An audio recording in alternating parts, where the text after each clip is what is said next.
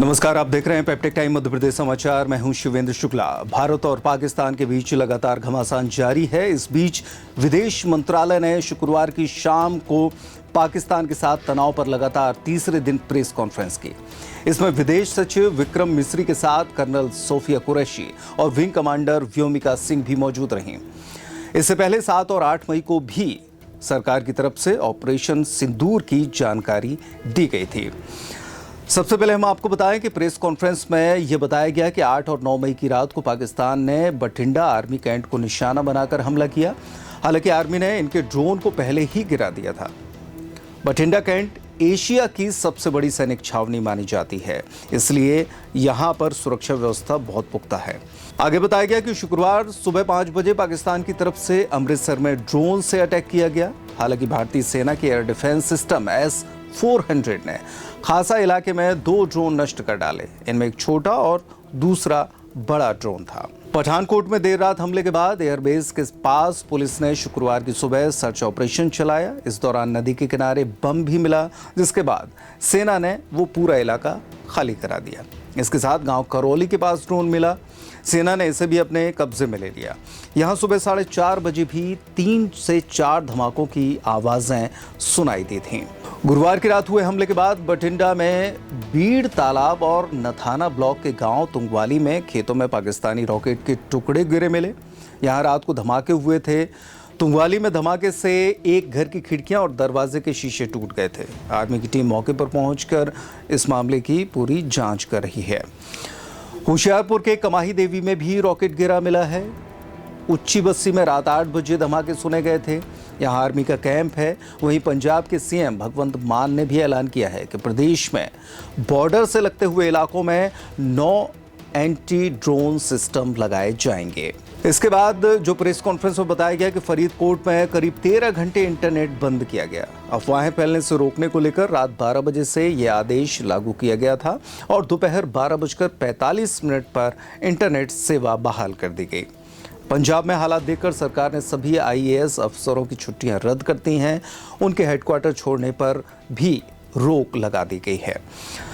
Press conference में colonel Sophia ने बताया कि पाकिस्तान नागरिकों को ढाल बना रहा है, क्योंकि एयरबेस लगातार जारी हैं। 400 तुर्की ड्रोन भी दागे गए। अपने एयर स्पेस में विमान उड़ने दिए ताकि भारत जवाबी हमला न करे। इस तरीके से लोगों को ढाल बनाया जा रहा है।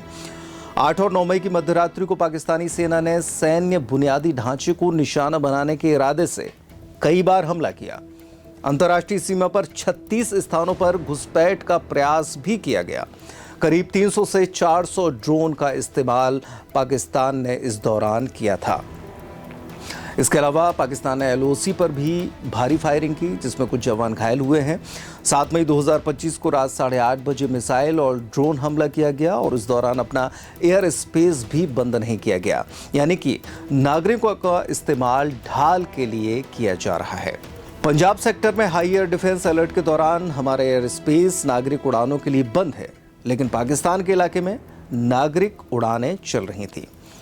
पाकिस्तान का नागरिक विमान दमम से उड़ान भरकर लाहौर तक गया।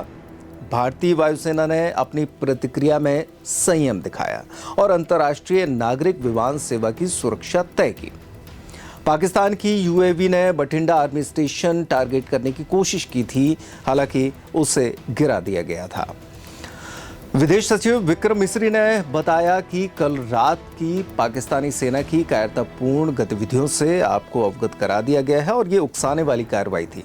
उन्होंने भारतीय शहरों और सिविलियन इंफ्रास्ट्रक्चर और कुछ मिलिट्री ठिकाने को टारगेट किया। भारतीय सैन्य इकाइयों ने उनका उत्तर दिया। ये सब विदेश सचिव ने जानकारी देते हुए बताया। उन्होंने बताया कि पाकिस्तान दावा करता है कि उन्होंने किसी धार्मिक स्थान पर हमला नहीं किया, लेकिन उन्होंने पुंछ में गुरुद्वारे पर हमला किया। इन हमलों की जिम्मेदारी लेने की बजाय पाकिस्तान कह रहा है कि भारतीय आर्मी ऐसा कर रही है। पाकिस्तान अपनी हरकतों और आक्रमणों को मानने से इनकार कर रहा है और दुनिया को भ्रमित करने की कोशिश कर रहा है। ये सारी बातें प्रेस ब्रीफिंग में बताई गई। उन्होंने यानी कि विदेश सचिव विक्रम मिस्री ने बताया कि पाकिस्तान कह रहा है कि हमने ननकाना साहिब पर ड्रोन हमला किया है। पाकिस्तान कोशिश कर रहा है कि धार्मिक रंग इस मामले को दिया जा सके। पहलगाम हमले में भी यही दिखाई दिया है। गुरुद्वारा पर हमले में कुछ सिख मेंबर्स की मौत भी हुई है। पाकिस्तान कह रहा है कि हम अपने ही शहरों पर हमला कर रहे हैं। ये सिर्फ कोरी कल्पना है।